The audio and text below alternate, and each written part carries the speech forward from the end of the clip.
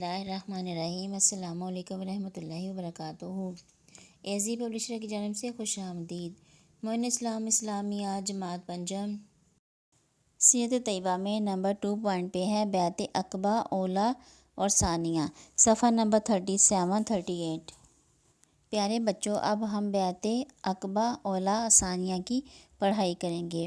حاصلات تعلم اس سبق کی تکمیل پر طلبہ اس قابل ہو جائیں گے کہ بیعت عقبہ اولیٰ اور ثانیہ کے بارے میں جان سکیں گے، بیعت عقبہ کی شرائط سے آگاہ ہو سکیں گے، فروغ اسلام یعنی اسلام کی اشاعت میں بیعت عقبہ کے جو ان کے درست نتائج تھے اس کے بارے میں بھی جان سکیں گے۔ بیعت کے لغوی معنی ہے اطاعت اور فرمانبرداری کا عہد کرنا، یعنی جب ہم کسی سے وعدہ کرتے ہیں تو ہم اس کو کہتے ہیں کہ ہم نے اس سے یہ بیعت لی ہے، اس کا عہد کیا ہے۔ مکہ مکرمہ سے منی آتے جاتے منی کے مغربی کنارے سے گزرنا پڑتا ہے، یہی گزرگاہ عقبہ کے نام سے مشہور ہے۔ یہ جگہ اہل مکہ کے نزدیک مسجد بیعت کے نام سے معروف ہے، یعنی مسجد بیعت کے نام سے مشہور ہے۔ حضرت محمد مصطفیٰ صلی اللہ علیہ وسلم نے مدینہ منورہ سے آنے والوں سے منی کے اس گھاٹی میں عہد لیا تھا، ان سے یہ وعدہ لیا تھا۔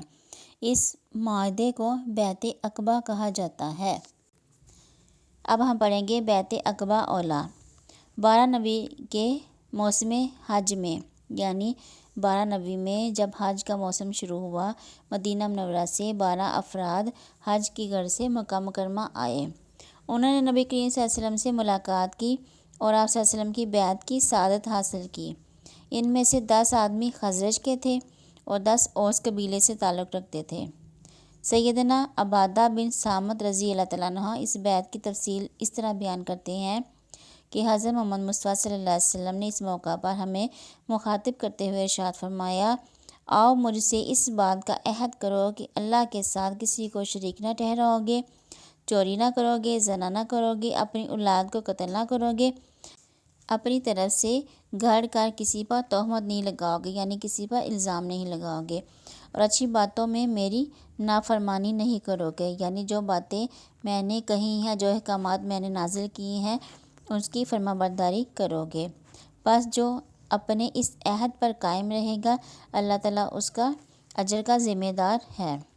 بیعت پوری ہو گئی تو نبی کریم صلی اللہ علیہ وسلم نے حضرت مصعب بن عمیر رضی اللہ تعالیٰ عنہ کو مدینہ منورہ میں اسلام کا پہلا مبلغ اور سفیر بنا کر بھیجا، یعنی حضرت مصعب بن عمیر کو مدینہ منورہ میں اسلام کی اشاعت کے لیے پہلا سفیر بنا کر بھیجا تاکہ وہ مسلمانوں کو اسلام کے احکامات سکھائے۔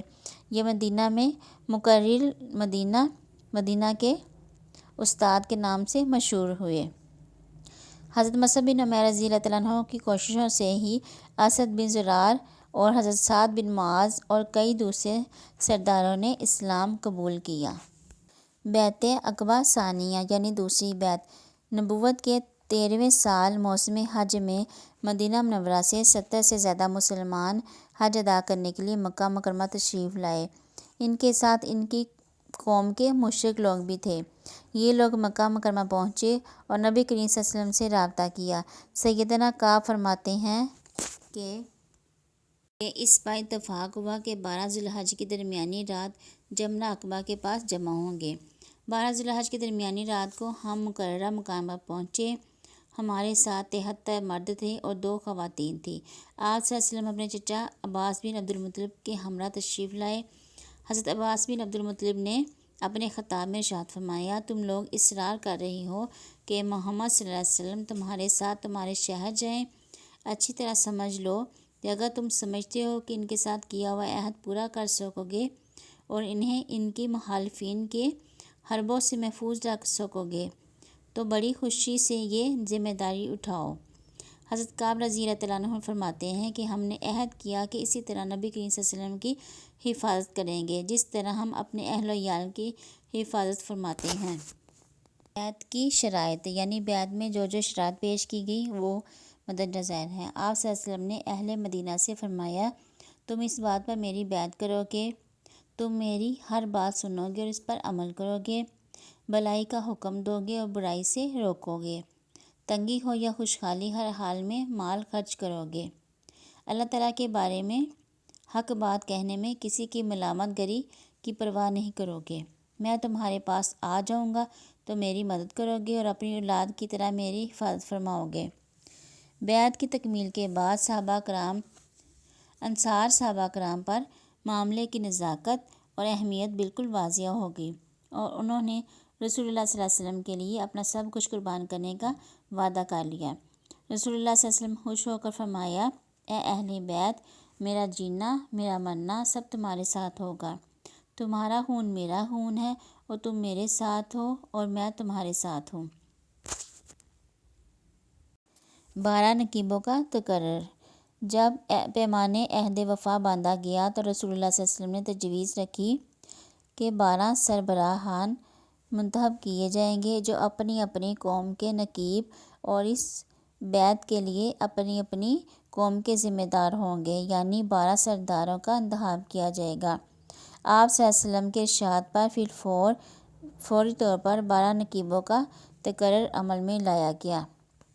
بیعت عقبہ ثانیہ ایک عظیم کامیابی تھی، یعنی جو دوسری بیعت تھی وہ ایک عظیم کامیابی تھی جو ہجرت مدینہ کا پیش خیمہ ثابت ہوئی، جس کے نتیجے میں مدینہ منورہ میں ایک اسلامی ریاست وجود میں آئی۔ پیارے بچوں، اگلی اس سبق کی مشق تک کے لیے اللہ حافظ۔